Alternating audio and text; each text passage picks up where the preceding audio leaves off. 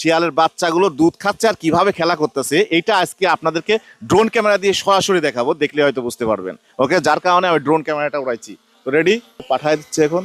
হ্যাঁ, যাও যাও যাও, দেখেন লাইভে আমি যেটা সরাসরি আপনাদেরকে দেখাতে পারি নাই সেটা আমি ড্রোন ক্যামেরা দিয়ে আপনাদের সঙ্গে শেয়ার করতেছি।